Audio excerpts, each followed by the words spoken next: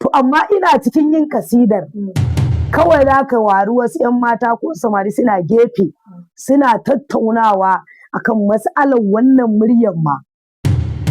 Sai da ka ji ana da Allah ji ta wai dole sai ta yi yau.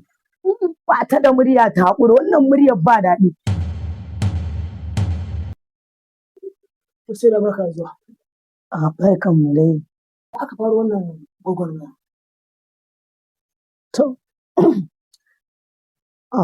alhamdulillahi da fari ina gode wa Allah subhanahu wa ta'ala wanda a cikin ikonsa ya kawo mu cikin wannan program mai albarka. Kamar yadda ka faɗa duk wata tafiya ta lamarin Allah, kai ko lamarin ma duniya ne dole akwai ƙalubale. To lallai an sha ƙalubale iri-iri. Amma yanzu za mu yi magana ne akan farkon tafiya. Farkon tafiya a cikin lamarin yabon manzon Allah, farko da ni ba sha'ira ba ce, malamar makaranta ce ni, ina koyar da makarantun Islamiyya da ta Dala'ilu da kuma ta dare. To muna koyarwa ana yawan yin maulidai, duk shekara za a yi maulidi. To a wannan maulidin yawanci ana nishaɗantuwa da ƙasidu, a yi mandiri, a yi ƙasidu. Wannan dalilin ne ya sa na fara tunanin a cikin makarantar da nake koyarwa ya za a yi ya zamana ina ƙirƙirar ƙasida ta waƙe ita kanta makarantar da kuma ƙasidar yabon manzon Allah da ahalin gidan shi. Daga nan na fara raba wa ɗalibai idan maulidi ya zo za mu yi anko kamar riyala, ana buga mandiri muna yi tun kan a kai ga lokacin buga ma ƙasidar.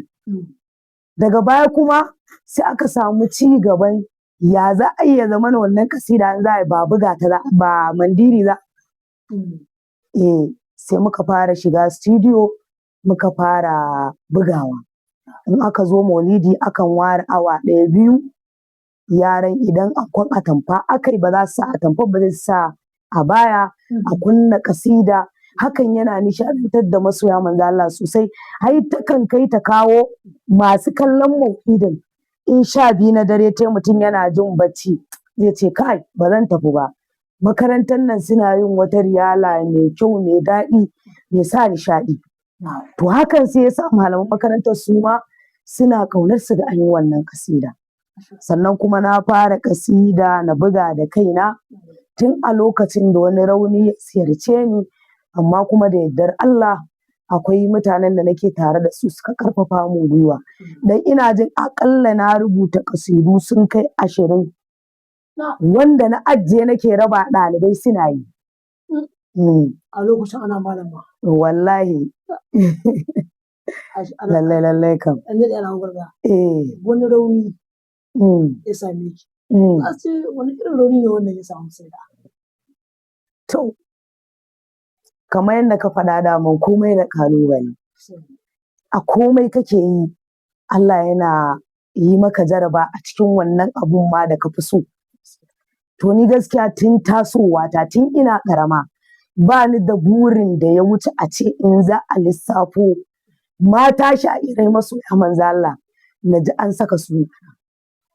Kowa yana da buri a duniya, wani burinsa likita, wani lauya, wani ma ni kawai burina na ga in dai za a lissafo sha'irai masu yabon manzon Allah da ahalin gidansa to na ji an ambato Fatima Muhammad Ismail, ita ma tana daga cikin sha'irai waɗanda suke wa manzon Allah yabo.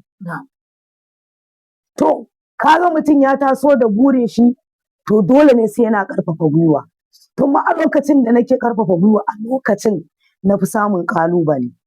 Farko lokacin da na rubuta ƙasidar da nake tunanin zan buga da kaina, babban abin da ya bani rauni shine sauran ƙawayena da waɗanda kamar nake tare da su sukan nuna min da cewar ni fa muryata ba ta daga cikin waɗanda za su yi ƙasida a ji su. Don ba zan manta ba akwai wata ƙawata bayan na gama rubuta ƙasidar da na fara bugawa da muryata take ce min in zan baki shawara ki ci gaba da rubuta ɗalibai ƙasidu suna yi, muryarki ba za ta yi ƙasida. Wallahi wannan ƙasida sai na mai da ita na ajiye ta, sai wata shekarar. Sai ya zama da mai studio ɗin da nake zuwa aiki yake cewa ya kamata sai da ce kina yin ƙasida ke ma da harshen ki.